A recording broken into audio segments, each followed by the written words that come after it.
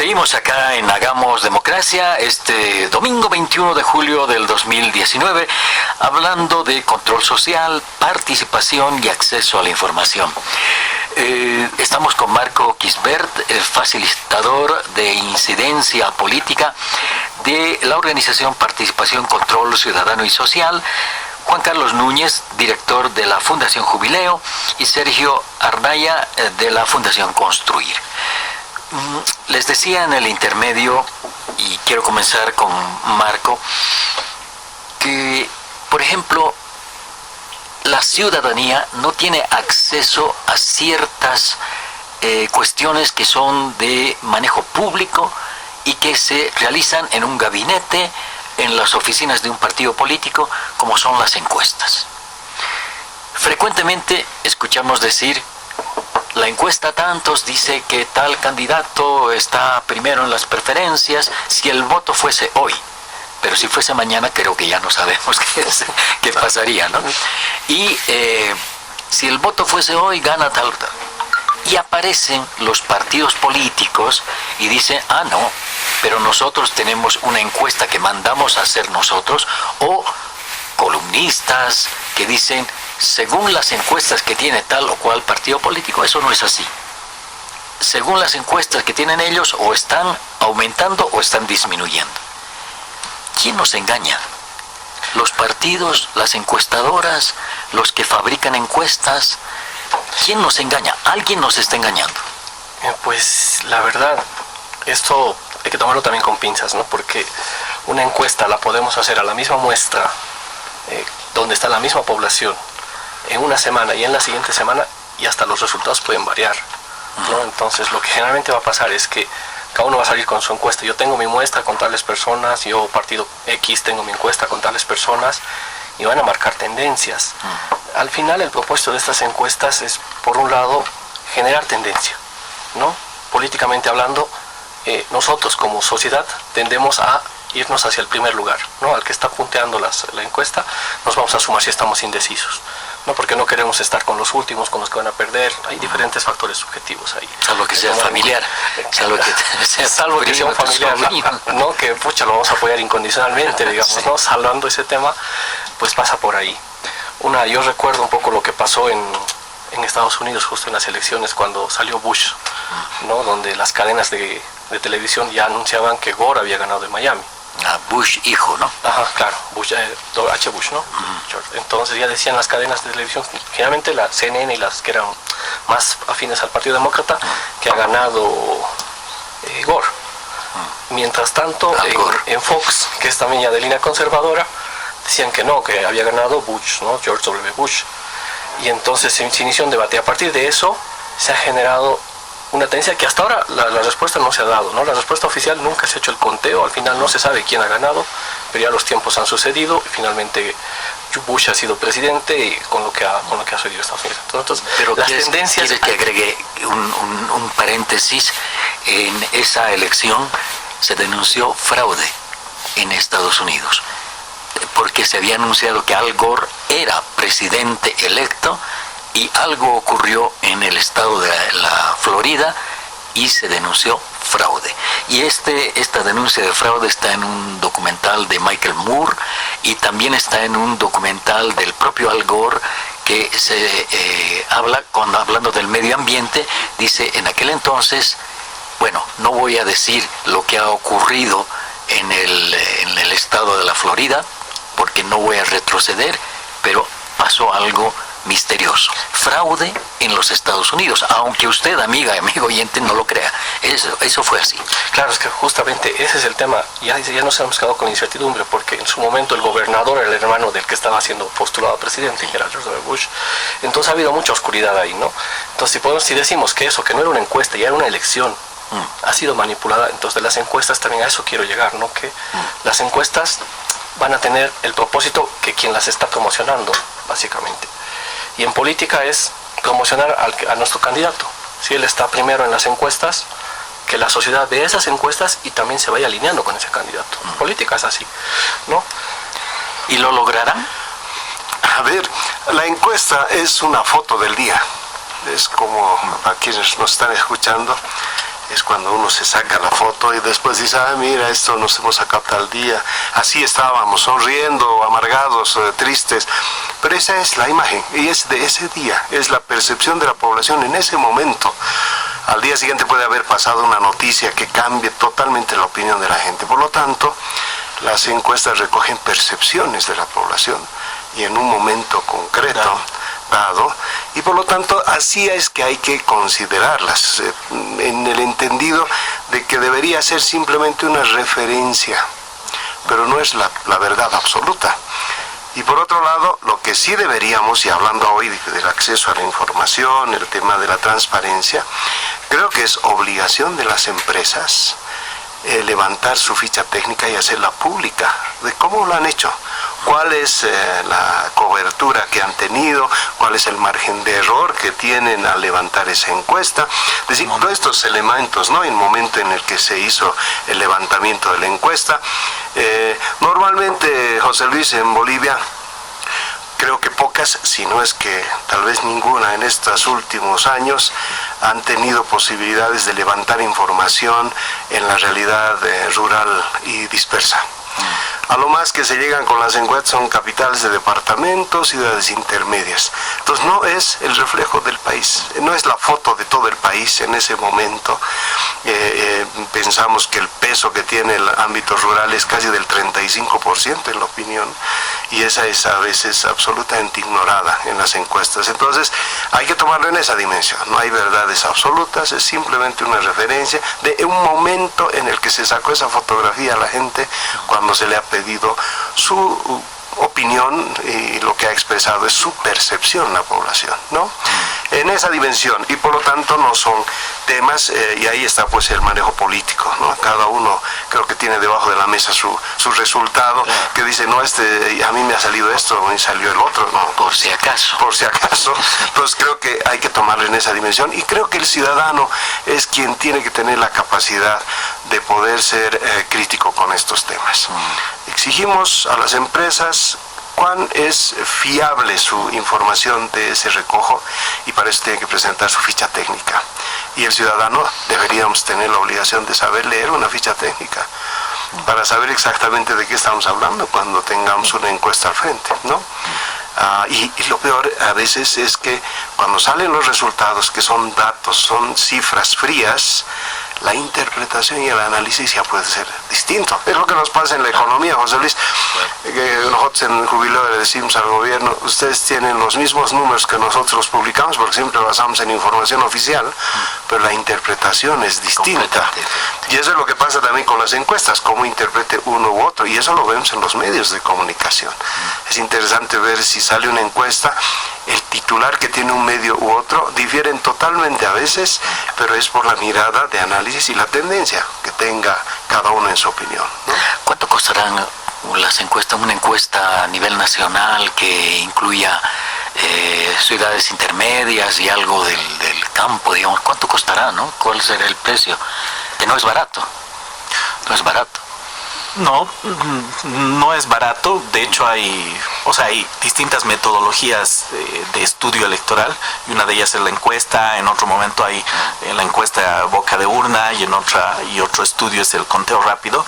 Sin embargo, como decía Juan Carlos, creo que es necesario empoderar a la ciudadanía. Acá estamos hablando de lo necesario que es empoderar a la ciudadanía en este tipo de monitoreo de toda la esfera democrática en los países, ¿verdad? Entonces, el ciudadano tiene que estar empoderado para saber analizar la información que le dan, la información que tiene que ser completa, veraz, oportuna, etcétera. Y uno de esos factores es saber ¿cuál es el margen de error, por ejemplo, que tiene una muestra? Hay muestras que uno ve, por ejemplo, de ciertos estudios que tienen margen de error de 4 puntos, 5 puntos. Eso es 5 puntos hacia arriba y 5 puntos hacia abajo, lo cual es un margen de 10. Entonces, eso es totalmente irreal. Además, cuando uno ve ciertas encuestas y ha visto que la cobertura que ha tenido solo ha escalado a ciudades, ni siquiera a veces llega a ciudades intermedias, o muchas veces la cobertura solo ha tenido a 500 personas en todo el país, esto da cuenta de que puede no tener el reflejo del panorama grande que todos necesitamos para hacer un análisis realmente completo, ¿verdad? Por tanto, creo que es necesario reforzar esta idea de que no solo tenemos que acceder a encuestas, sino que la información tiene que ser completa. También saber la ficha para poder hacer un análisis completo de lo que se nos está mostrando.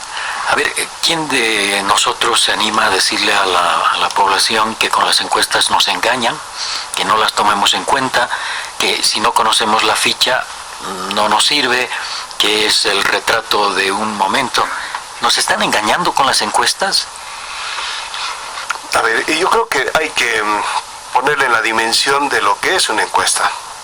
Vuelvo a repetir, es simplemente el recojo de la percepción de la población en ese momento. Nada más. Ese es el nivel que deberíamos darle a la encuesta. De que la información esa convenga a unos o no convenga a otros, ese ya es tema del debate público. Pero la referencia debe ser en esa magnitud. Eso es lo que vale de una encuesta, nada más. No hay verdad absoluta detrás de una encuesta, porque además a quien le están entrevistando, lo que está haciendo es emitir una percepción de ese momento. Esa persona no ha analizado esa pregunta, no ha ido a referirse a bibliografía o a fuentes de información o a las propuestas electorales. No, hay un encuestador que está en la puerta de su casa y le está preguntando algo y él está respondiendo en función a lo que ha escuchado, a lo que ha percibido de la información procesada por él. Entonces eso se llama percepción. Ni siquiera, por eso hay otras metodologías, ¿no? Una entrevista a profundidad, bueno, eso ya tiene otro tipo de valor. Entonces, eso es lo que tiene el margen de una encuesta. Entonces, por lo tanto, es simplemente referencial. Y no debería, claro, lo complicado es que traten a partir de una encuesta influir en la opinión de la población. Pero para eso está la capacidad de la población de tener una lectura crítica sobre lo que está viniendo. Por eso decimos, creo que la población tiene que volverse preguntona. Esa es la capacidad de análisis crítico. ¿Por qué me están diciendo esto? ¿Por qué están sacando esta noticia? ¿Por qué hay esta información?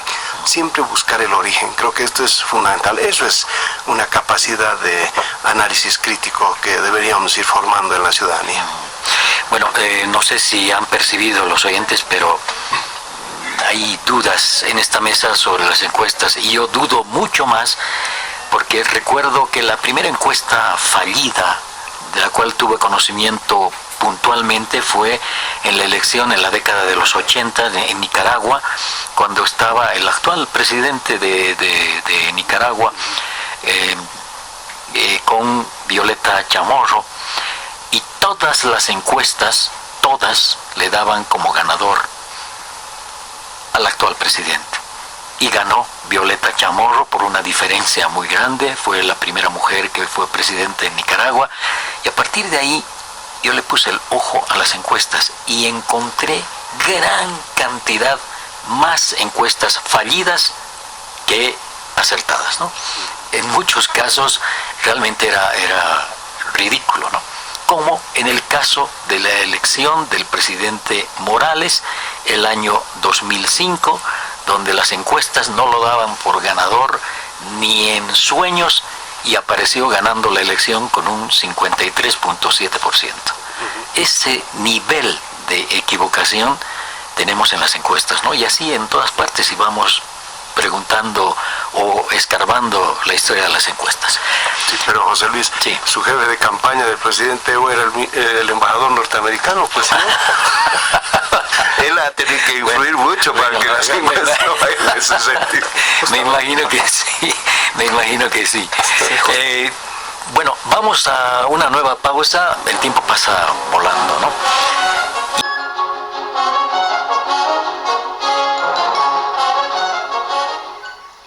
Faltan 15 minutos para las 11 de la mañana. Aquí estamos en Hagamos Democracia, hablando sobre control social, participación ciudadana y acceso a la información. En esto de estudio de casos, tengo otro caso aquí en la mesa de trabajo, y es el tema de las próximas elecciones y cómo el ciudadano puede garantizar, no sé si el ciudadano puede garantizar, espera que las autoridades le garanticen que en las próximas elecciones no habrá fraude.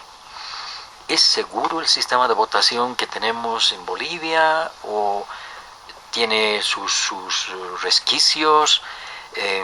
¿Y qué tiene que ver el control ciudadano con todo esto, la participación ciudadana?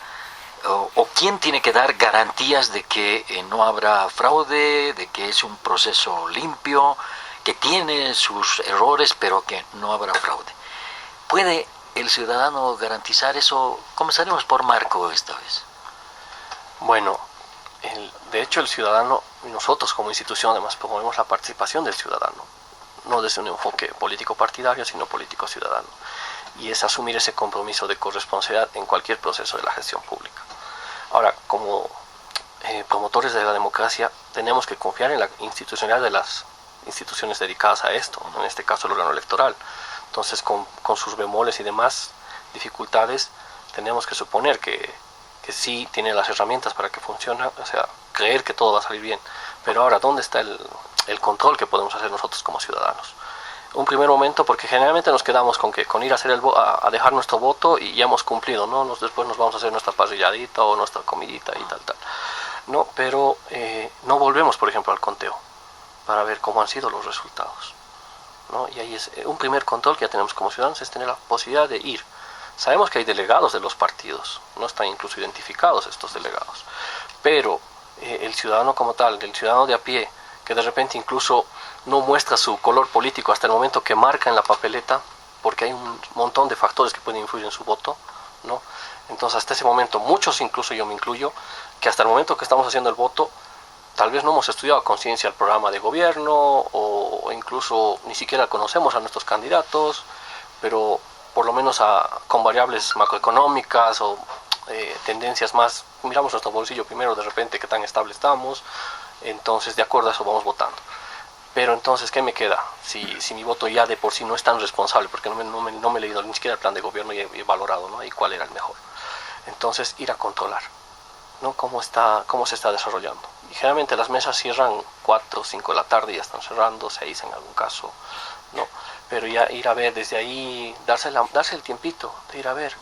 Y luego contrastar, porque tengo la información de mi mesa, y en la unidad educativa donde voto hay varias mesas, entonces tomar, ¿no? De tal mesa tales resultados, de tal mesa tales resultados, y ahora tenemos la facilidad de que las actas se digitalizan, entonces uno las puede comparar después. Mira, yo he tenido estos resultados.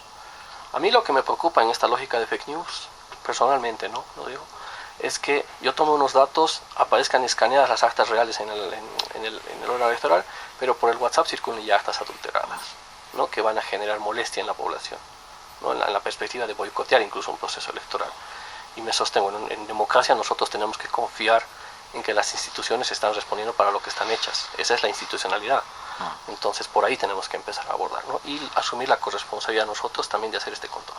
Y ese es uno de los problemas, ¿no? Hoy en día la tecnología te permite muchísimas cosas, y en eso, Sergio, tú tienes conocimiento abundante, ¿no? Cómo se puede distorsionar, por ejemplo, alguna noticia que aparezca con este logo de Herbol y que sea falsa, y cómo pueden aparecer, lo que decía Marco, las actas adulteradas y que circulen, por ejemplo, por WhatsApp, y eso nadie lo va a poder borrar. Sí. Pero mi preocupación va por el lado más técnico que tú manejas, Sergio. En ese mismo sitio donde estás estuvo el ingeniero Antonio Costas, y cuando le preguntamos si había la posibilidad de fraude, nos dijo que no, porque había un sistema biométrico que no permitía hacer el fraude con votos truchos, digamos, ¿no? Que votes tú en vez de otro, o que algún muerto vote y todo eso. ¿Es posible ese control en la parte técnica ya del Tribunal Supremo Electoral? Bueno, antes de pasar a ese punto, me gustaría tocar parte del anterior punto, y es que es necesario empoderar a la ciudadanía en su rol de control, y un rol de control de largo plazo. Por tanto, el ciudadano tiene que saber inclusive tiene que conocer el calendario electoral. ¿Cuántos ciudadanos ahorita conocemos el calendario electoral? La mayoría no ha escuchado de las fases.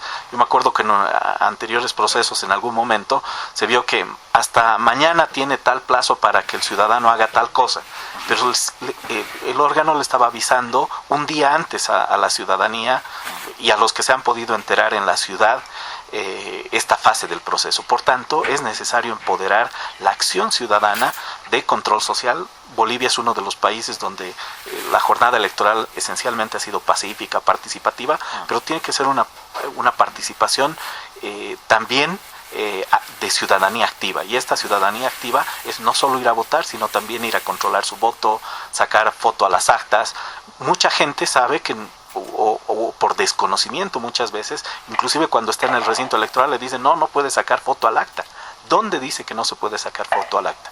Sí, más bien es un documento público que da fe del proceso. Entonces hay desde los propios medios, la ciudadanía, las organizaciones de la sociedad civil, debemos generar un rol de empoderar a la ciudadanía en el rol que tiene que cumplir de fiscalización. Cuando a uno en anteriores procesos le decía no puede sacar foto al acta, la gente se quedaba callada, y es porque no ha sido empoderada en su rol de control. Por tanto, es necesario fortalecer estas capacidades, no solo además para el día de la jornada electoral, sino para la fase previa, el día de la jornada y la fase posterior, ¿no? La etapa de impugnación de actas, por ejemplo. ¿Cuánta gente asiste a ver y monitorear cómo se realiza la impugnación de actas? Prácticamente hay una participación bien pasiva de la ciudadanía y es necesario empoderar también en todas estas fases del proceso. Ya yendo al tema tecnológico, creo que es necesario en todos los países de la región empoderar el tema tecnológico. Bueno, antes de pasar a esto, el tema de las fake news.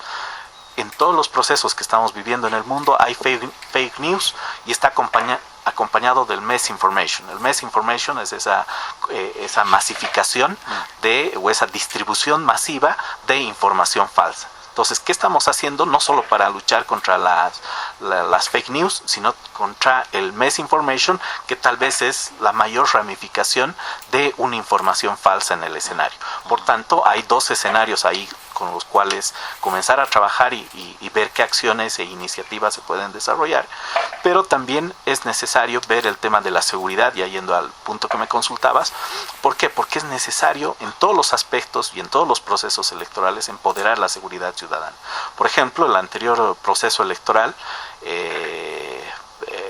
de elección de autoridades judiciales, por ejemplo, se incorporó al portal web la certificación HTTPS del órgano electoral, lo cual es una seguridad para la propia plataforma en la cual se distribuye la información de los resultados o recuentos electorales. Hasta antes de ese proceso no se tenía. Por ejemplo, es necesario empoderar. Creo que es necesario empoderar también algo que estaba leyendo el otro día, empoderar la seguridad digital de los propios procesos. Hay muchos países donde ya las propias plataformas de las instancias electorales están siendo atacadas digitalmente y muchas veces este ataque puede ser desde otros países y uno ni siquiera puede saber desde qué tipo de país puede surgir el ataque. Entonces, creo que es necesario empoderar todas las capacidades de seguridad digital también en cuanto a toda la seguridad que hace al escenario en sí, ¿no? Y volviendo al tema de la participación, creo que es necesario no solo participación, sino información. ¿Cuánto los ciudadanos estamos, por ejemplo, ya se va a difundir las propuestas electorales? ¿Cuándo vamos a, desde la ciudadanía, creo que desde el órgano se difunde esta información en todos los procesos electorales, pero cuando hemos hecho desde la ciudadanía ese rol activo de comenzar a leer las propuestas electorales y comenzar, una vez que son elegidos, a pedir cuentas de lo que se nos ha propuesto? Entonces, creo que es necesario empoderar a la ciudadanía en todo este escenario de construcción de ciudadanía activa, que es que el ciudadano sepa para qué sirven las propuestas electorales. Por ejemplo, qué nos están ofreciendo en tema de educación, de justicia, de tecnología. Ayer escuchaba una entrevista bastante interesante en un canal internacional y decía, tal país ha puesto en su plan de acción de los próximos 5 años, si hoy por hoy un país que va a desarrollar de manera ágil tiene que ver con aquellos que están desarrollando ciencia y tecnología, no bienes. Este país había puesto en su plan de acción 2 párrafos dentro de 350 páginas que tenía el plan de acción. Entonces, comenzar a analizar eso, qué nos están ofreciendo en las diferentes temáticas, y que los propios candidatos, además, bajo estos estándares interamericanos, nos puedan informar de qué es lo que nos proponen, se pueda debatir las propuestas, se pueda comentarlas, la ciudadanía pueda preguntar cuántos foros se hacen, cuántos foros ciudadanos se hacen para poder consultar a las autoridades de cara a lo que nos están ofertando, por ejemplo. Sí, pero a mí siempre me queda la duda de lo que Marco decía, ¿no? Basta que una persona fotografíe un acta y esa acta se distorsione por los medios que hay. En un teléfono puedes distorsionar esa acta y la ponga, por ejemplo, en el WhatsApp.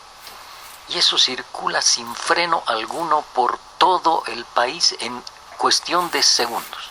Entonces, creo que el Tribunal Supremo Electoral tiene las actas, las digitalizan no en Internet ni a través de Internet, sino en los recintos, y esa información no sale de la Corte del Tribunal Electoral. Es decir, se digitaliza internamente, no se conecta con Internet esa información. Creo que eso es así y que funciona así, para dar un poco más de seguridad, para que los hackers no te perforen las páginas y no tengamos un desastre que puede ser descomunal en eso, ¿no? Yo creo que a eso tenemos que ir, porque hay en el otro tema, Juan Carlos, la oposición dice, no, el Tribunal Supremo no sirve para nada, está preparando el fraude. El gobierno, el oficialismo, no dice nada, y el Tribunal Supremo Electoral dice muy poco, informa muy poco. ¿Cómo podemos asegurarnos de que el 20 de octubre no se produzca un fraude? O sea, ¿qué tenemos que hacer los ciudadanos para asegurarnos de que no voy a ir y mi voto, que es por A, va a aparecer por B? Bueno, a ver, creo que todos estos años hemos estado en una lógica de decir una cosa y hacer otra. Y cuando hablamos del tema electoral y la institucionalidad democrática en el país, creo que es muy importante que volvamos a retomar el tema de los principios de la Constitución política. Y cuando hablamos de la Constitución política, ahí nos ponen las reglas de juego claras. Por lo tanto, un referéndum, como fue la del 21 de febrero del 2016, es un tema que está pasando así, como soslayado, mientras que eso transgrede los cimientos fundamentales de la democracia. Y esos elementos crean mucha incertidumbre y susceptibilidad en la población. Porque entonces vamos a seguir en esta lógica de decir una cosa y hacer otra. Y por lo tanto entrar a un proceso electoral, creo que lo que requerimos es demandar a un Tribunal Supremo Electoral absoluta transparencia. Habrá que ser muy claros en el tema del acceso a la información para generar esa certidumbre que necesita la población cuando vaya a depositar su voto. Creo que este es un tema fundamental. Las elecciones las teníamos planificadas, José Luis, desde hace 5 años atrás, es decir, no es un tema que hoy por hoy está viniendo como algo emergente, no. Esa dice la Constitución, que deberíamos cumplir cada 5 años este sagrado deber que tenemos todos los ciudadanos de elegir a quienes administren el Estado. Pero por el otro lado, tienes ahí un árbitro, que es el Tribunal Supremo Electoral, al que se le demande una mayor responsabilidad. Porque si no nos vamos a ver afectados en un proceso a raíz de ello. Y para eso creo que ahí yo siento una demanda en la población de vigilar su voto, de ir, depositar y estar presente, saber cómo eso no se vaya a distorsionar en el futuro. Ese es el nivel de incertidumbre que se ha creado. El problema es que eso puede ser desordenado, puede ser de iniciativa propia, y entonces la población debería conocer lo que es el tema de los delitos electorales. Este es un tema central.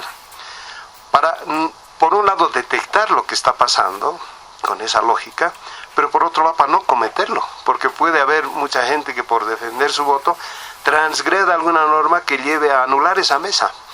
Por lo tanto, es responsabilidad de cada uno de nosotros conocer este tema.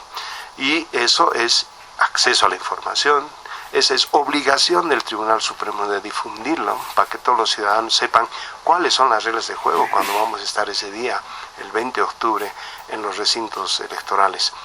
Pero pues hay desconocimientos todavía. Por ejemplo, me comentaban algunas empresas que hacen estos levantamientos con medios de comunicación, que siempre tienen presos y detenidos por sus observadores o sus encuestadores, porque los policías hasta ahora, policías encima, que resguardan el recinto electoral, no tienen información de lo que significa esa labor de observación electoral, y piensan que se está transgrediendo y por lo tanto aparecen en la cárcel.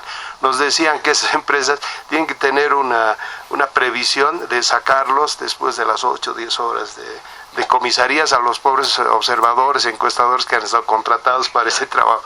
O sea, hay un desconocimiento por parte de gente que administra el Estado, son representantes del Estado, pero también de la ciudadanía.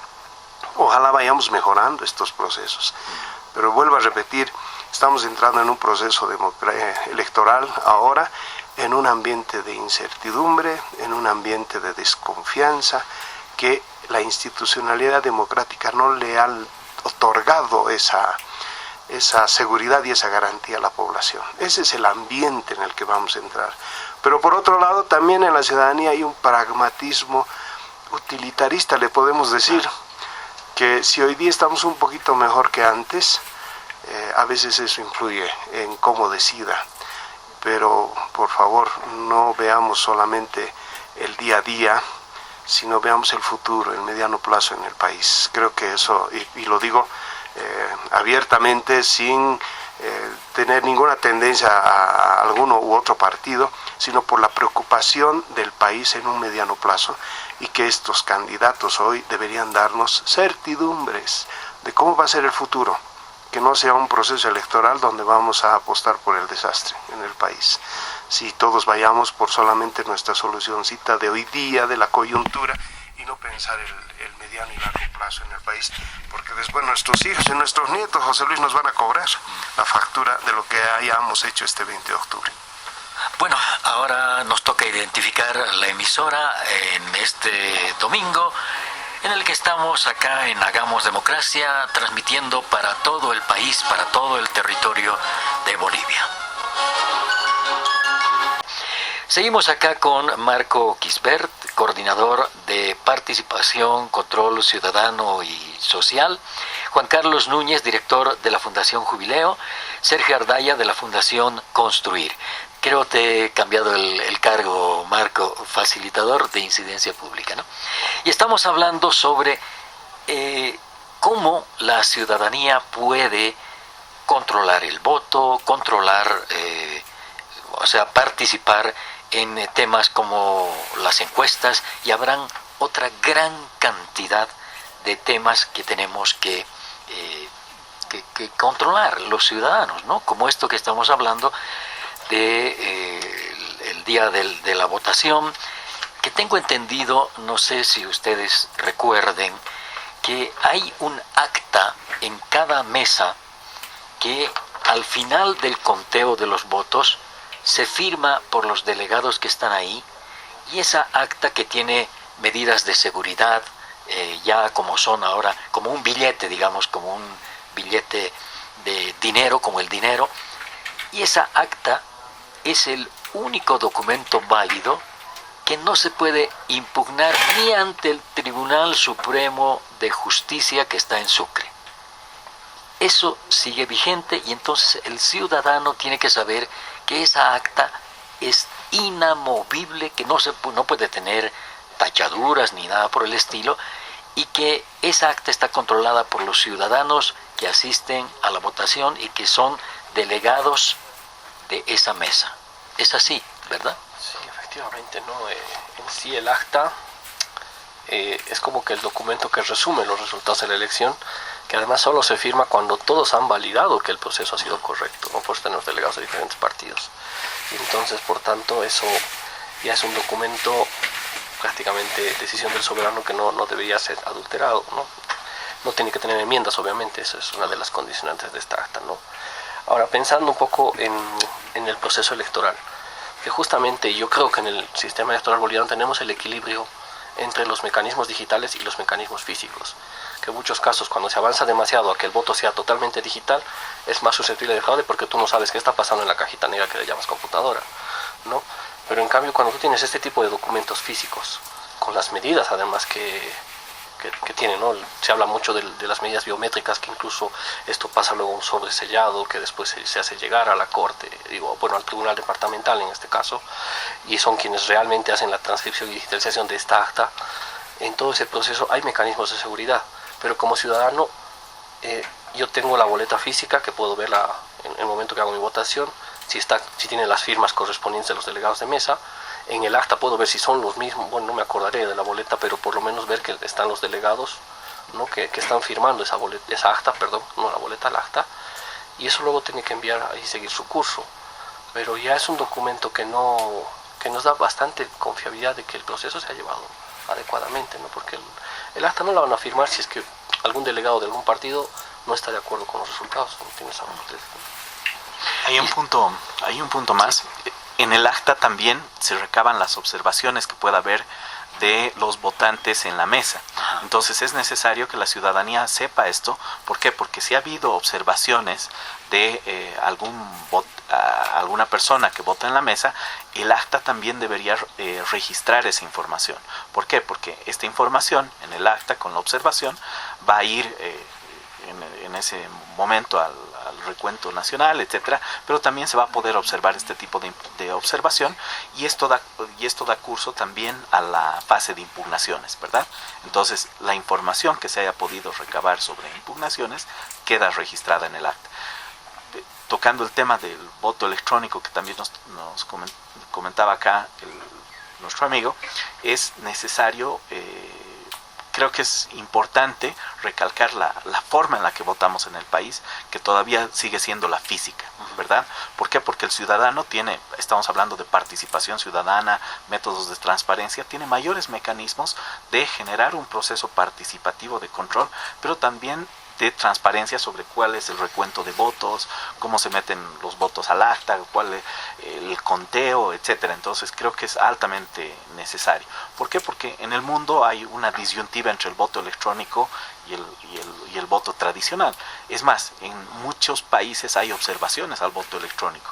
En Holanda, por ejemplo, si bien se votaba electrónicamente, se ha dejado de votar porque ha habido una alta observación al secreto del voto, que es la esencia del voto. Entonces, en otros países como Alemania, donde también se fabrican máquinas de voto electrónico, por ejemplo, no se vota electrónicamente, por lo que tengo entendido. Entonces, solo es negocio. Claro, es necesario comenzar a ver esto porque hay una tremenda disyuntiva en varios países del mundo y esencialmente yo creo que si hablamos de participación, de buscar mecanismos de transparencia, creo que una de las modalidades es justamente buena, positiva la forma en la que votamos. ¿Por qué? Porque cuando el voto es electrónico hay que hacer también una serie de controles. Habría que hacer auditoría al hardware y al software de las máquinas, saber qué tipo de máquinas son, porque hay de diferentes modalidades, etcétera. Entonces, creo que la modalidad en la que estamos todavía permite a la ciudadanía generar esa participación activa en momentos electorales. Pero en Bolivia, sí. José Luis, quisiera yo adicionar al tema, es que, el Tribunal Supremo ha emitido varios reglamentos, sí, y creo que con eso ha permitido rayar, diríamos, la cancha, de alguna manera, ojalá en el espíritu de la certidumbre. Cuando habla de un reglamento basado para las empresas que elaboren encuestas o hagan conteo rápido, hay un sinfín de requerimientos. Y por lo tanto, si uno no ha cumplido esos requerimientos, no puede difundir esos resultados de manera pública. De la misma manera, los medios de comunicación les plantearon un reglamento en el cual tienen que inclusive dar referencia de qué fuente están emitiendo esa información. Me parece interesante si esto es un marco de institucionalidad que estamos recogiendo para que por lo menos no tengamos esta lluvia de opiniones o de datos, de información que vayan a generar más bien mayor incertidumbre en la población, pero que tampoco se vuelva un talón de Aquiles para las tareas de estas empresas o medios de comunicación. Por el otro lado está el tema del voto en el extranjero. Ese es otro aspecto que debe estar claramente definido, ¿no? Se dice que tendría más o menos una tendencia de que 1,5 a 2% tal vez de la votación está afuera, en el extranjero, ¿no? Entonces, ¿cómo se va a desarrollar? ¿En qué niveles de absoluta transparencia de este proceso? Que nos parece también muy importante tomarlo en cuenta, de todos estos ciudadanos que viven fuera del país y que tienen todo el derecho de también emitir su voto y decidir la suerte del país. Y el otro aspecto que tiene que ver con todo lo que son las misiones electorales. La OEA ya ha definido, creo que con el gobierno, acordado, la presencia de una misión electoral en el país, de observación electoral. Creo que es un interesante acompañamiento. Todos estos elementos deberían ayudar a que sea un proceso absolutamente transparente y que no empañemos el proceso por uno u otro interés. Y creo que estos mecanismos habrá que hacerles pues seguimiento, ¿no? De que cumplan su función y su tarea para que todo sea un éxito el 20 de octubre. Juan Carlos, te pregunto a ti, hablar de fraude, contaminar con fraude la elección del 20 de octubre o cualquier elección, le hace mucho daño a la democracia, ¿verdad? Sí, yo creo que es importante, a veces son prejuicios, ¿no? ¿Verdad? Que tenemos cuando emitimos un criterio. Va a haber fraude, ¿no? Pero nunca hemos podido demostrarlo. Es decir, yo creo que en eso hay que ser muy responsables, porque si no vamos a seguir cultivando una incertidumbre que ya está dentro de la ciudadanía. Y por lo tanto, si se habla de algo así concreto, como si hubiera un delito electoral, si hubiera identificado, será pues con pruebas, con verificaciones. Y por eso tan importante que la ciudadanía esté alerta. Es decir, alguien me decía, cuando no hay luz eléctrica en un barrio, abunda la delincuencia, ¿no? Pero cuando se pone luz eléctrica disminuye la delincuencia, pues se reduce. Esa es la lógica del ciudadano. Tiene que ser el alumbrado público ese día para mirar que todo este proceso siga adelante, ¿no? Alumbrar para que todo sea transparente, ¿no? Para que no hayan dudas. Y creo que esa es una labor indudablemente del Tribunal Supremo Electoral, ¿no? Creo que es una labor informar en el mínimo detalle a los ciudadanos y no pues no transitar por los medios de comunicación a través de las páginas que tiene el órgano electoral, informar a los ciudadanos para que todo esté claro. Por ejemplo, eso del acta, yo no sé por qué no se aprovecha para decir, señores, hay un acta que no puede modificar nadie porque sale de los ciudadanos. Pero bueno, vamos a seguir acá en Hagamos Democracia con estos temas que le interesa a la ciudadanía, pero ahora tenemos una nueva pausa en nuestra emisora. Conversando con Marco Quisver, Juan Carlos Núñez y Sergio Ardaya acerca del acceso a la información, del control social, de la participación. Y creo que hemos dejado un poco de lado el tema del acceso a la información, que es una cuestión muy importante para la ciudadanía, ¿no? ¿Es necesario y por qué el acceso a la información, Marco? ¿Por qué debemos tener acceso a la información? Bueno, en lo fundamental, el acceso a la información nos permite tomar mejores decisiones, ya seamos como ciudadanos, como dirigentes, en el nivel en el que estemos.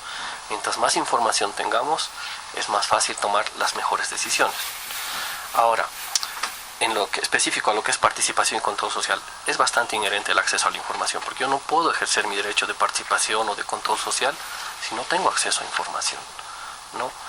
Un principio que está constitucional además es que la información es pública, es de carácter público, por tanto no debía negarse, salvo en temas de seguridad y algunas excepciones que han debido mencionar antes, ¿no? Pero es una información que ya está de libre disposición para el ciudadano. Ahora, en la práctica, ¿qué es lo que pasa? En teoría sí es de disposición. Lo que pasa es que en la práctica no se materializa esto. ¿no? Yo como ciudadano quiero información sobre una obra que se está construyendo en mi barrio. ¿Dónde voy a ir? Voy a ir a mi gobierno municipal a ver qué está pasando, si la obra le está construyendo el gobierno municipal, ¿no? Hago mi solicitud formal, pero soy un solo ciudadano. Entonces el tiempo de respuesta, los mecanismos de respuesta del gobierno municipal no necesariamente son los mejores, porque se entiende que tiene una agenda pública que está de por sí saturada, pensando bien, entonces no responden con facilidad a mi solicitud. Yo también como ciudadano hago la carta, pienso que con eso es suficiente, no le hago el seguimiento, no tengo el tiempo para hacerle el seguimiento, y al final ni el gobierno municipal me entrega la información, ni yo como ciudadano he recibido la información, ¿no? Porque los dos, uno por sus agendas y yo porque no he podido hacer seguimiento, no he accedido a esta información. Entonces ahí es fundamental lo que se hablaba hace rato, ¿no? Del tema del gobierno abierto y los datos abiertos, ¿no? Que queremos que yo como ciudadano no debería tener que ir al gobierno municipal a pedir esta información, o al gobierno nacional, dependiendo de donde corresponda, ¿no? Sino que más bien debería ser el gobierno que pone a disposición de mi ciudadano la información y yo ya veré cuál necesito para tomar las mejores decisiones. Y si quiero hacer participación, por ejemplo, ver de dónde están viniendo mis recursos, cómo en qué obras se van a destinar, todo eso, poder influir incluso en la toma de decisiones, ¿no? Ahí decir, esta obra, por ejemplo, beneficia tal vez a un barrio, pero perjudica a otro. No se ha hecho un proceso participativo entre todos los barrios para construir este plan, por ejemplo. O por ahí el gobierno municipal, por afinidades políticas, va a dar más prioridad a cierta zona, a cierto espacio, y a otro no.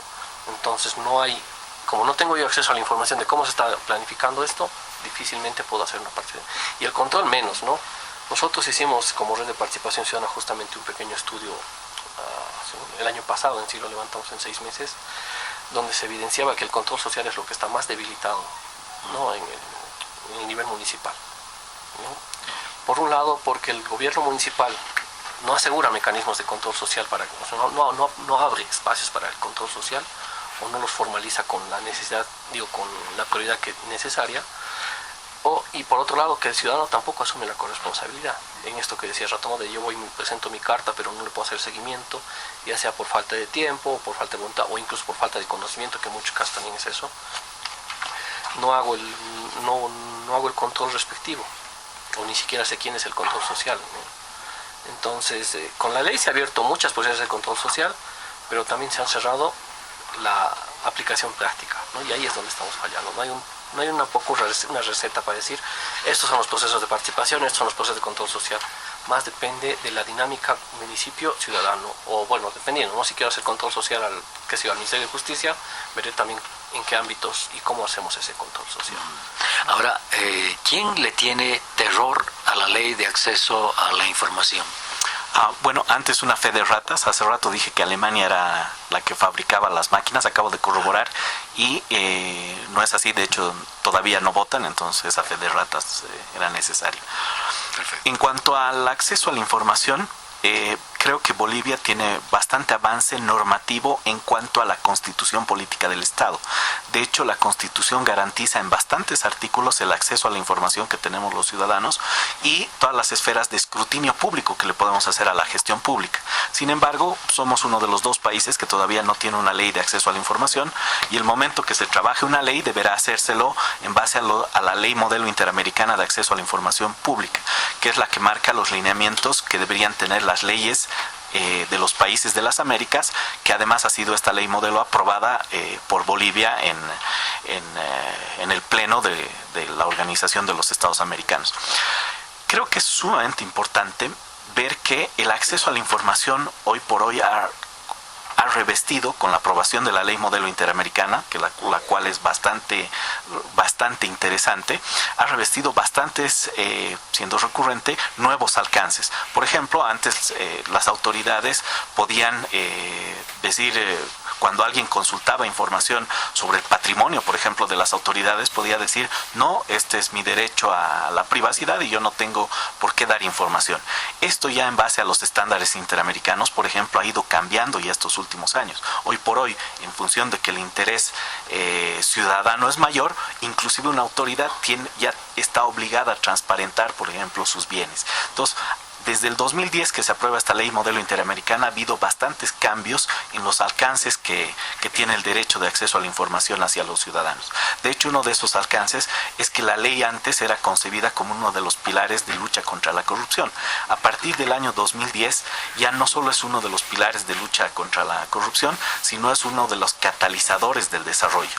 ¿Por qué? Porque la gente, mientras más informada, más preparada para la vida, ¿verdad? Entonces, por tanto, hoy los objetivos de desarrollo que tenemos en el mundo incorporan al acceso a la información como uno de los factores necesarios para el progreso. Además, tiene una alta vinculación con el ejercicio de los derechos humanos. ¿Por qué? Porque la gente, mientras más informada, puede defender mejor sus derechos. Nadie defiende derechos que no conoce. Entonces, por tanto, es necesario empoderar esta información hacia la ciudadanía. Sin embargo, en la práctica todavía vemos que cuando alguien pide información es muy difícil acceder. ¿Por qué? Porque también en esto creo que la academia ha tenido un error grande. Por ejemplo, a nosotros nos tocó hablar en algún momento con jefes de carrera de ciencias políticas, derecho y comunicación, y decíamos, por ejemplo, en derecho se enseña el derecho a la justicia, salud, educación y todos sus alcances, pero el derecho de acceso a la información no es un derecho enseñado en la carrera de derecho, en la mayoría de las universidades, cuando tuvimos esta reunión. Cuando hablábamos con los de comunicación nos decían, pero ustedes están enseñando esto. No, hacemos un esfuerzo amplio en el derecho a la libertad de expresión, que ahí tiene parte del acceso a la información, pero focalizado en el acceso a la información, no estamos enseñando per se. Entonces, si te das cuenta, las propias universidades no están forjando a los servidores públicos del mañana. Por tanto, es necesario comenzar a reflexionar sobre este ámbito, pero también las organizaciones de la sociedad civil.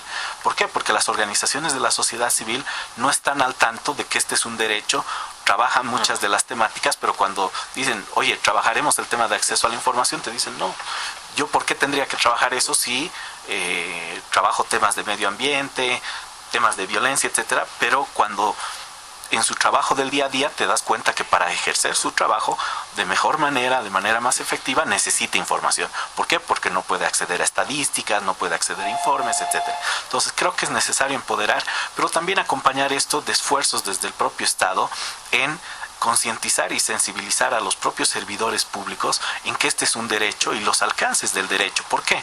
Porque si a vos te preguntan y no has sido sensibilizado sobre este derecho, vos eres un funcionario público y te piden el presupuesto de la instancia pública y vos no estás consciente de este derecho, ¿qué vas a hacer? Vas a negarlo. ¿Por qué? Porque vas a decir, no sé, pues si doy el presupuesto, aquí tiene montos, etcétera, tal vez me terminen votando. Entonces, hay una falta de sensibilización de los propios servidores en que este es un derecho y ya es un concepto que si uno revisa resoluciones judiciales en los países de las Américas y en estos que tienen leyes de acceso a la información, cuando ha habido una negatoria, estos países muchas veces han terminado dando u obligando a esa instancia pública que ha negado a entregar la información en virtud a que ya hay un concepto que se está utilizando en estos países, que es que la información pertenece al pueblo y no al gobierno de turno. Ahora, yo confieso sinceramente que he tratado de averiguar cuánto cuesta el avión presidencial aquí en Bolivia y por referencias he ido desde 31 millones de dólares hasta 45 millones de dólares.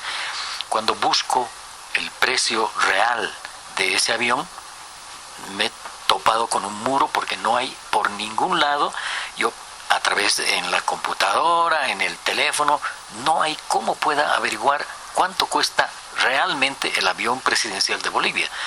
Y eso, en mi condición de periodista, en mi condición de ciudadano, esa información no va a llegar nunca a la ciudadanía. Y es un tema que se puede resolver fácilmente, porque si el avión cuesta 45 millones, perfecto, cuesta 45 millones y punto, ahí termina. Pero ¿por qué será que se pierde, por no decir esconde, esa información? Ojalá me esté escuchando alguna autoridad y me diga, y me mande una notita, el avión cuesta tanto. No he podido en todos estos años acceder a esa información. Para el avión presidencial, porque hay otro avión que creo es más barato, al que tampoco puedo acceder, porque hay dos aviones que utilizan las autoridades, digamos el presidente y el vicepresidente, pero el segundo avión está más perdido por ahí, ¿no? El 002. Sí, bueno, en realidad el ejemplo que das, José Luis, es una constatación de esta ausencia. Primero yo diría de dos elementos centrales. El primero, el concepto de servidor público. Desde ahí hay que empezar. Al que tenemos al frente cuando el ciudadano va a la ventanilla a hacer un trámite, tiene que tener conciencia de que esa persona está trabajando ahí gracias a que nosotros ciudadanos estamos pagando nuestros impuestos y de esos impuestos es que le pagan su sueldo. Por lo tanto, el concepto es que esa persona tiene que atenderte de la mejor manera posible porque gracias al ciudadano tiene ese trabajo. Y lo digo desde el funcionario que puede estar en una ventanilla municipal hasta el presidente del Estado plurinacional, que es el mismo concepto. No es que el presidente de El Salvador, el buenito que nos puso la obra, no, es su obligación, porque es servidor público, pero además no acaba ahí su obligación, tiene que rendir cuentas de cómo se ha hecho esa obra, porque lo que está manejando no es su patrimonio personal, es el patrimonio del país. Es gracias a los impuestos y a las regalías, a todo esto que explotamos nuestros recursos naturales, que es de todos, ese dinero es el que administra el Estado. Y yo quería poner un ejemplo, José Luis, cuando hicimos un estudio sobre la situación de la transparencia en un sector. Imagínense, normalmente hemos tratado este tiempo de trabajar más en el ámbito municipal, y cuando uno mira las juntas de vecinos, cuando mira el control social, todos están alrededor del 7% del presupuesto, que son las obras comunales, del POA famoso que se va distribuyendo en el barrio. Pero ¿quién se preocupa de las grandes obras del municipio, por ejemplo, de los municipios? Más aún cuando hablamos de hidrocarburos, cuando hablamos de la generación de los ingresos que el país tiene y por el que estamos hoy día de alguna manera mejor, y hace unos años en una bonanza increíble. Pues cuando empezamos a mirar, nos encontramos con una realidad muy cruda y muy dura. No hay acceso a la información. Hay un decreto supremo que llama la atención del 17 de mayo del 2005. Esto fue un gobierno antes del presidente Morales, donde dice que establece que la información de publicación obligatoria en el tema de esta fuente tan importante de recursos es presupuesto, nómina de servidores, su planificación operativa anual, sus reportes anuales de ejecución presupuestaria, datos de contratos de bienes, obras, servicios. Es obligación, lo dice el decreto supremo. Pero cuando uno empieza a mirar los datos, y bueno, sé que los oyentes no van a poder mirar estas tablas que tengo aquí en mis manos, pero solamente el uso del destino de la renta, y ahora nos vamos al nivel municipal y nivel de gobernación, si en función al cumplimiento de ese decreto, miren la cantidad de nos que nos hemos encontrado, porque realmente no hay capacidad alguna de poder brindar esta información, que es un derecho humano central, fundamental, el acceso a la información. Prácticamente todo es no. Todo es no, prácticamente. Por ejemplo, reglamento de planificación, no tienen. En función a las regalías, los gobiernos municipales, las gobernaciones. Hablar de su plan estratégico institucional, nada, no hay nada. Esa es la realidad en la que estamos. Y cuando nosotros mandamos una carta como institución que trabaja en investigación a un ministerio, nos dicen, remítase a la página web del ministerio. Y cuando uno va a la página web del ministerio, es una información de hace 10 años atrás, es decir, absolutamente desactualizada. Entonces están incumpliendo una obligación que tienen como servidores públicos de poder brindarle la información adecuada, así como dice la Constitución, oportuna, veraz y además de calidad, porque no todos podemos leer una ejecución presupuestaria. El Estado está en la obligación de volverlo didáctico para que cualquier ciudadano pueda entenderlo. Yo me acuerdo una vez fuimos a la rendición de cuentas del Banco Central, porque es interesante ir para recabar información.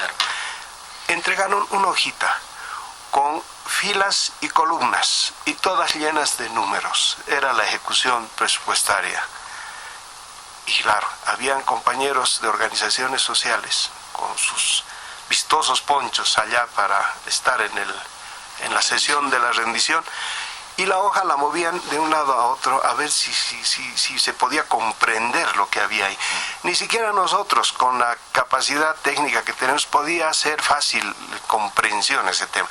Esto es una vulneración a los derechos, porque están diciendo que están entregando un reporte de información, pero si no la ponen en la calidad, cuando hablamos de calidad es que la gente comprenda lo que se está haciendo, es muy importante. Y claro, y al final, ¿qué hicieron? Sacar la foto de que todos estaban allá presentes para darle el ok a esa gestión y a esa rendición de cuentas. Entonces, así no puede funcionar un derecho tan fundamental y vital para la ciudadanía. El acceso a la información debe ir acompañado de este concepto del servidor público y debe ir acompañado de una conciencia ciudadana de que cuando veamos al presidente, vicepresidente o ministros, no son los mesías que han venido para darnos las grandes obras, etcétera. No, es su obligación de ellos. Están usando nuestra plata y por lo tanto tienen que rendir cuentas de lo que hacen. Esa es la dimensión. Cuando entendamos esto como ciudadanos, yo creo que vamos a avanzar mucho en democracia. Por eso el concepto de primer mandatario es aquel, no el primero que manda, sino el primero al que le manda la población. Exacto. Ese es el concepto. Se da el mandato. Sí. Eso es muy importante. Sí. Tienes que hacer lo que la población te mande a hacer, ¿no? Exacto. Vamos a la pausa, la última del programa, para después entrar en las conclusiones de un oyente. No tengo por acá el nombre. Dice: el debate es parte de la democracia. Debería haber debate en los diferentes niveles, como ser candidatos a la presidencia, entre candidatos a la vicepresidencia, senadores, diputados, con los vecinos de sus circunscripciones. Estos últimos, ¿no? En el área rural no hay delegados de los partidos políticos que participen, por eso existe el fraude y la falsificación de firmas.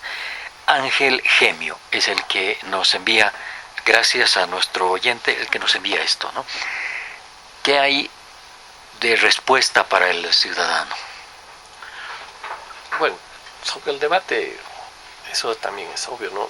Debatimos incluso en un café, es una forma de intercambiar ideas, de llegar a consensos, de informarnos. Entonces el debate, de hecho, debería ser algo que está presente en cualquier nivel, ya sea para un puesto municipal, departamental, nacional, lo que fuera.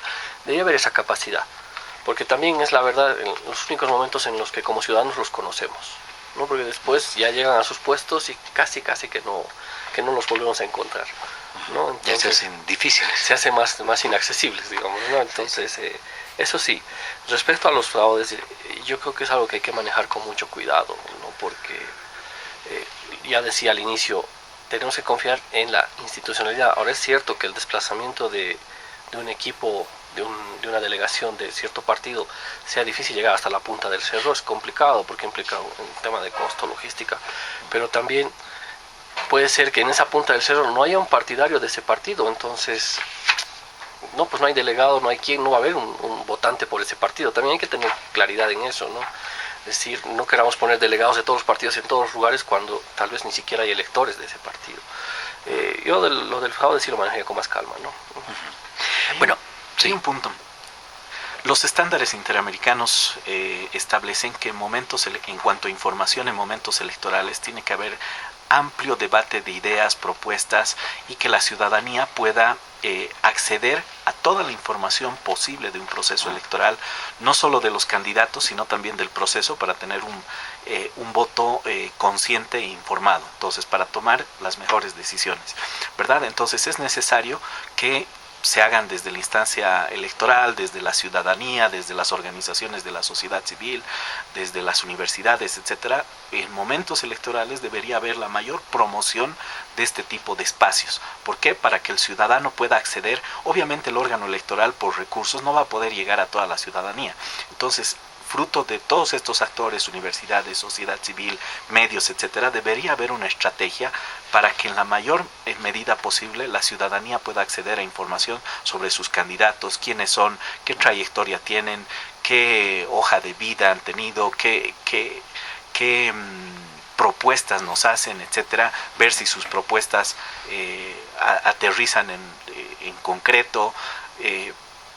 Inclusive, la ciudadanía no solo debería acceder a las propuestas, en muchos otros países además se puede acceder a información donde esta propuesta se hace con esta fuente de recursos, ¿verdad? ¿Por qué? Para saber si realmente su propuesta es real, porque si no nos ofrecen el cielo y las estrellas y nunca eso va a acabar en lo más fácil, ¿no? Claro, entonces realmente de dónde piensa sacar, a quiénes va a afectar, etcétera. Entonces las propuestas electorales deberían ir también con una detalle de los recursos a través de los cuales va a poder materializar esto.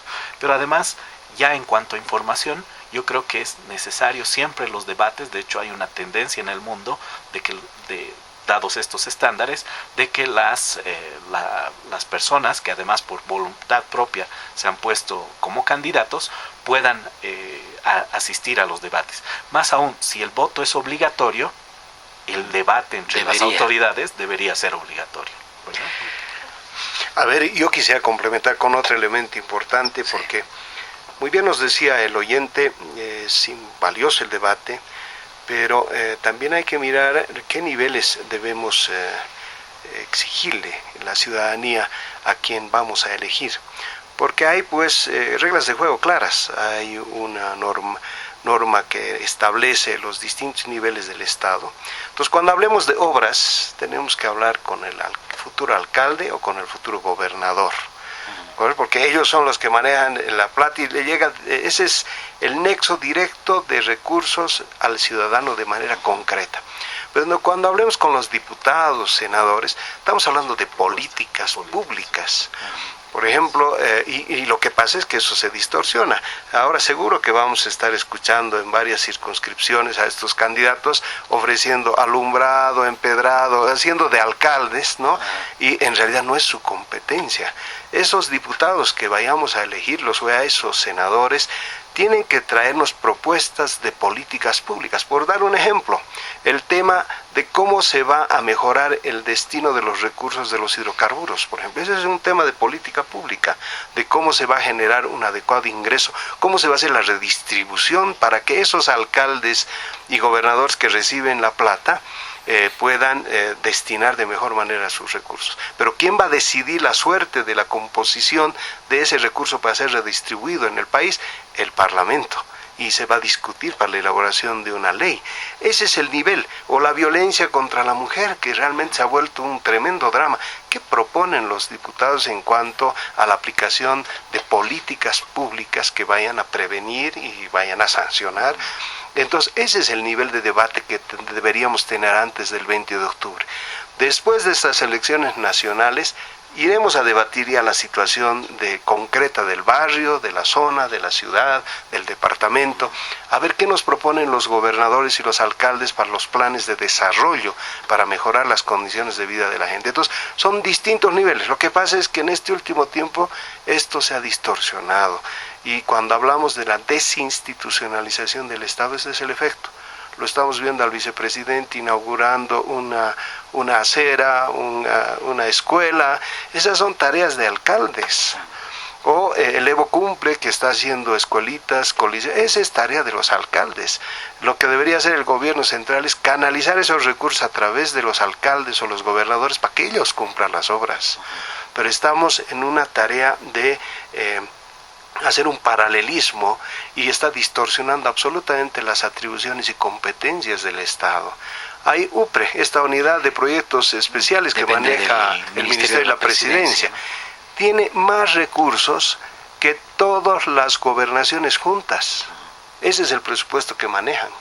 Y con eso, ¿qué están haciendo? Estas escuelitas. Pero lo peor, están complicando la cosa porque están haciendo sedes sociales para organizaciones sindicales y sociales. Esto es un delito. No sé si están entendiendo la magnitud de lo que están haciendo. Están haciendo uso de recursos públicos para beneficiar a entidades privadas. El Estado no puede hacer eso. El Estado está para desarrollar temas de política nacional y el beneficio del bien común. no se puede beneficiar un ente privado, porque un ente privado es un sindicato, un ente privado es un movimiento social o puede ser la Confederación de Empresarios, pero por lo tanto ellos no pueden recibir de manera directa fondos. Estamos viendo cosas preocupantes.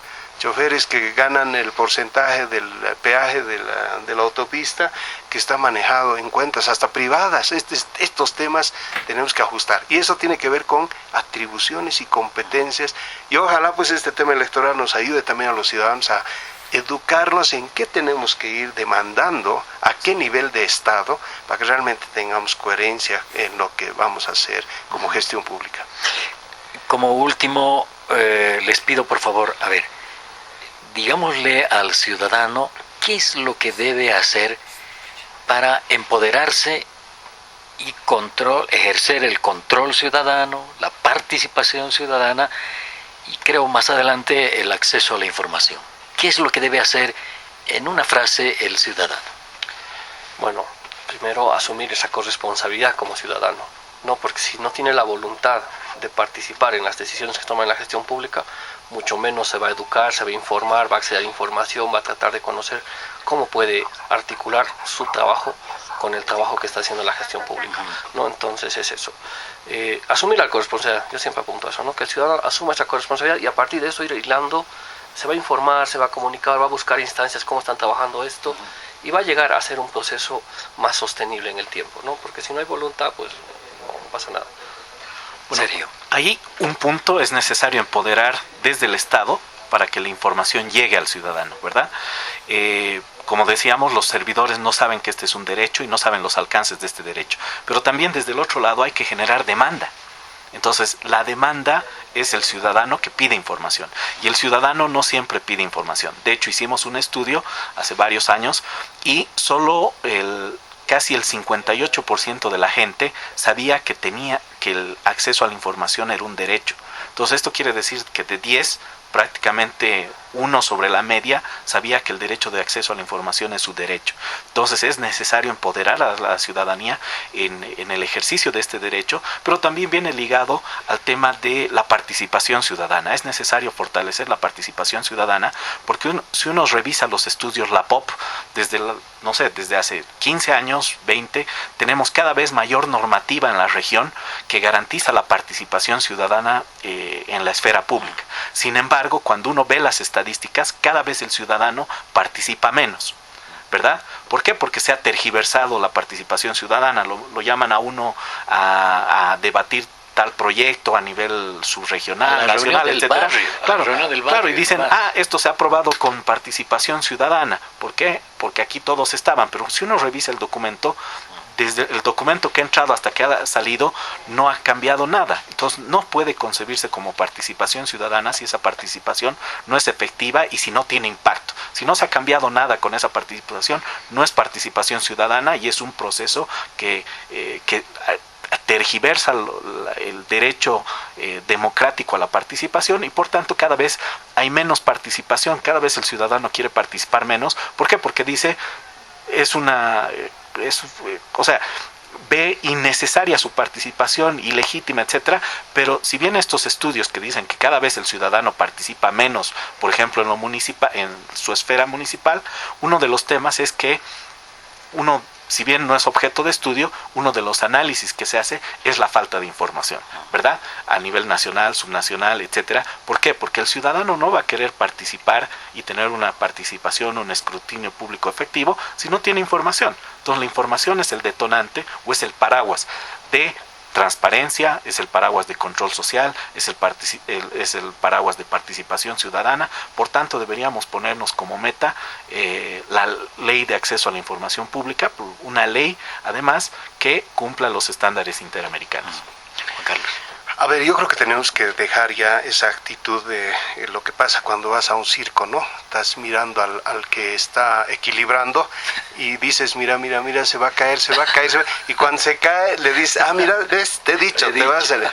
Esa actitud tenemos que cambiarla, porque creo que lo que tenemos que hacer es que ese dirigente social o ese dirigente político no lo miramos solamente de manera cómoda desde la butaca a ver cómo está equilibrado en la cuerda floja, sino seamos parte de todo este proceso. Y eso es una responsabilidad ciudadana. En la Constitución nos dice que tenemos derechos, pero también nos menciona que tenemos deberes. Y un primer deber es conocer la Constitución. Un segundo deber es no solo conocerlo, difundirlo. Y un tercer deber, José Luis, es tienes que hacer todo para que se cumpla. Si esto toma de conciencia tenemos, vamos a avanzar en democracia. Yo creo que este 20 de octubre la gente va a salir para vigilar su voto, para observar cómo acontezca. Esa es una actitud cuidadosa, de que estás mirando, de que no se caiga el que está equilibrado ahí, llámese institucionalidad democrática. Y creo que el valor central que este año vamos a jugarnos en Bolivia es la salud democrática del país. Y eso es responsabilidad de todos nosotros. Sigamos haciendo democracia, hagamos democracia. Hoy quiero agradecer la presencia de Marco Quisbert, de Participación, Control Ciudadano y Social, Juan Carlos Núñez, de la Fundación Jubileo, y Sergio Ardaya, de la Fundación Construir. Muchísimas gracias por haber estado acá, por participar, por debatir estos temas tan importantes para nuestra sociedad. Y a ustedes, amigas y amigos oyentes, les decimos también gracias por la sintonía, y en 7 días volveremos aquí a la Red Herbol con Hagamos Democracia. Hagamos Democracia. Hagamos Democracia. Es una producción de la Red Herbol.